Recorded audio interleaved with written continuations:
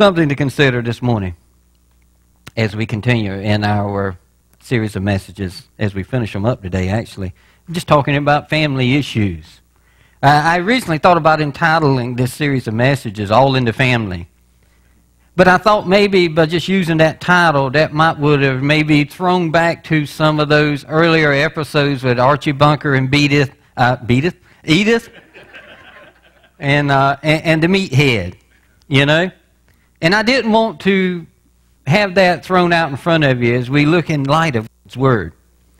And so this morning, you can be turning over to Luke chapter 15 as we consider the road to recovery in family situations. Because there's one situation that happens more often than not in families because we're dealing with young people.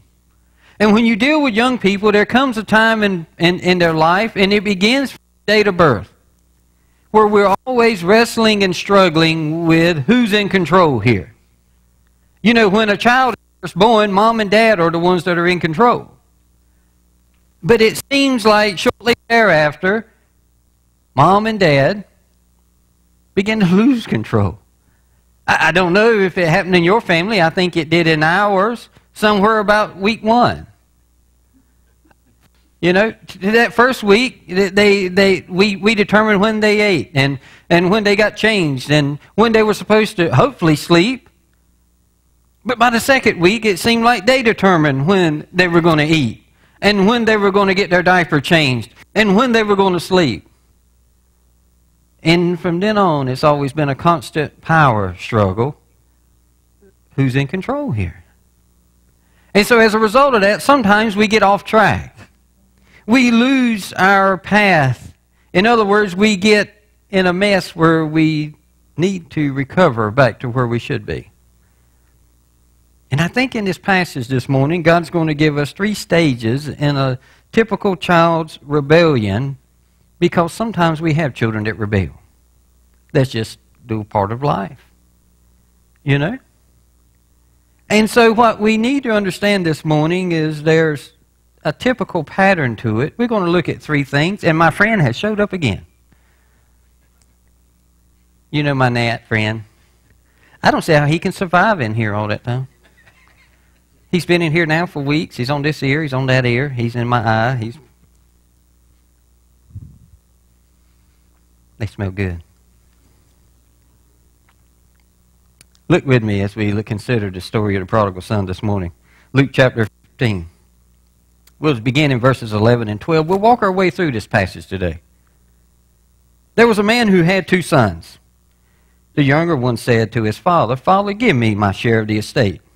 So he divided his property between them. I think the first stage we see in the development in this situation we have, where this child is trying to rebel, is stage 1 is rebellion. In every parent-child relationship, we're going to see that struggle. 100% of the time, somebody's going to have to be in control. Mom or dad are going to be in control, or the child's in control and making the decisions for themselves. Verse 12, I think, is the classic confrontation we all end up in. The young man basically says, in a new, more modern translation, "Father, I want my share of the inheritance, and I want it right now."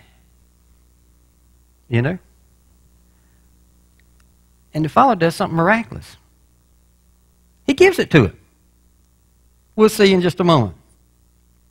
Well, we don't know exactly how old this young man was, probably in the culture, 17, 18, maybe a couple years older. But in verse 13 it tells us, not long after that, the younger son got together all he had, and he set off for a distant country, and there squandered his wealth in wild living. In other words, he's heading off to the Sunset Strip in Jerusalem. He's got his money, he's getting behind his Cadillac, and he's heading on down there. And he's got party on his mind. There's friends, there's a party, there's another gathering of friends, there's another party. You know, whatever's going on, they're casting lots, you name it. He's got the money and he's throwing it at it. And guess what? He's got all the friends he could ever want or buy. And so here we go. He's doing his own thing. Do you not think his parents knew what was going to happen and what was going to go on? Of course they did. Look, you raise your children. Some younger parents are here this morning, and they're experiencing the same things that Mom and Dad had told them. I know you. When we were younger, we were like, does Mom have eyes in the back of her head? How does she know that I'm doing so-and-so? Because they know us. They took a role in our development. They helped bring us into existence. God created us, but He used us as parents to bring them into existence. And so we kind of know. We hear. Our ears and our senses are more attentive when we have children, aren't they? In the middle of the night, we could be people who normally sleep through a thunderstorm. We can hear a baby go, and you're like, let me go check, see what's happening. It could have been thundering and booming, and people said, you hear that thunderstorm last night? And I turned the TV on, and there was a tornado warning, and it was right over. I didn't hear a thing. But you let a child breathe wrong, and we're alert and in tune to it. So these parents knew what was happening in this young man's life. And I bet his mom and his dad's heart were breaking. So I guess the question is, then what do you do? What do you do when children go into rebellion? They just basically say, look, I'm splitting. I'm out of here. I feel like I can take care of myself. I can take care of myself with your money. That's what he was saying. With your money and my brains, I'm going to go a long way. That was his understanding. When they get to that point, you know what you have to do? It's not pretty, but you got to let them go. You have to let them go. When they get to the point where they're going to try to make their own decisions and control their own life, and when they get out of your control, you just let them roll. It's not always what we want to, but the Bible says here that he took a long trip to a distant country. So obviously Dad said, fine, go. He could have tried to make him stay, but that wouldn't have done any good. He didn't chase him. He released him. When do you let him go? Say an 18-year-old comes to you and says, look, I'm out of here. I want to go. Will you turn me loose? I want half of my inheritance, by the way. Kelsey's almost there. I've already been storing up her inheritance. I'm getting it, And I'm going to open it up and say, well, you take half, leave Trey the other half. And I hope you don't pass no soda machines on the way to where you're heading. But what if you really had something to give? Most parents would say, what? You're out of your mind. You'll get it when I die. Not this man. Key word in that was he says he divided his wealth. Didn't say I'll just give him a little bit to go out on, sow some wild oats.